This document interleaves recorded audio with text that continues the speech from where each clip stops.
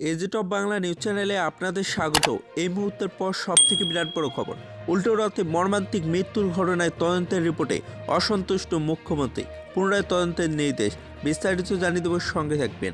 উল্টো রথে বিদ্যুৎ স্পর্শে মর্মান্তিক মৃত্যুর ঘটনার তদন্তে কমিটির রিপোর্টে সন্তুষ্ট নন মুখ্যমন্ত্রী অধ্যাপক প্রফেসর ডক্টর মানিক শাহ, এবং তাই তিনি রাজস্ব দপ্তরকে পুনরায় তদন্তক্রমে রিপোর্ট জমা দেওয়ার নির্দেশ দিয়েছেন তিনি। আজ ত্রয়োদশ বিধানসভায় শীতকালীন অধিবেশনে অন্তিম দিনে শূন্যকালে বিরোধী দলনেতা অনিমেষ দেববর্মা বিষয়টি উপস্থাপন করেন এবং সাথে সিপিএম বিধায়ক জিতেন্দ্র চৌধুরীও যোগ দেন। তখন মুখ্যমন্ত্রী রাজ্য সরকারের অবস্থান স্পষ্ট করে দেন।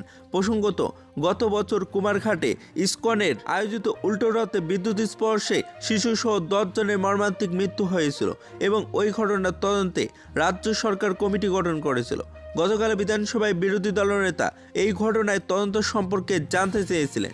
মুখ্যমন্ত্রী বিষয়টি তখন এড়িয়ে গিয়েছিলেন, কিন্তু আজ বিরোধী দলনেতা আজ স্বর্ণকালে বিষয়টি পুনরায় তুলে ধরলেন এবং মুখ্যমন্ত্রীর দৃষ্টি আকর্ষণ করলেন। মুখ্যমন্ত্রী বললেন, কুমারঘাটে ওই মর্মান্তিক ঘটনার তদন্ত দায়িত্ব রাজস্ব দপ্তরকে দেওয়া হয়েছিল, কিন্তু তদন্ত রিপোর্ট মূল্যায়ন করে দেখা গেছে আরও বিশদে বিচার বিশ্লেষণের প্রয়োজন রয়েছে। এই দিন তিনি তদন্ত কমিটির রিপোর্ট নিয়ে অসন্তোষ প্রকাশ করে বলেছিলেন, ওই তদন্তের রিপোর্টে অনেক খামতি রয়েছে, তাই পুনরায় দপ্তরকে তদন্ত করে রিপোর্ট দিতে নির্দেশ দিয়েছেন তিনি। যদি ভিডিওটি ভালো লাগে তাহলে একটি লাইক দেবেন, চ্যানেলে নতুন হলে সাবস্ক্রাইব করে পাশে থাকা বেল আইকনটি প্রেস করে রাখবেন এইরকম লেটেস্ট ভিডিও আপডেটগুলি সর্বপ্রথম পাওয়ার জন্য।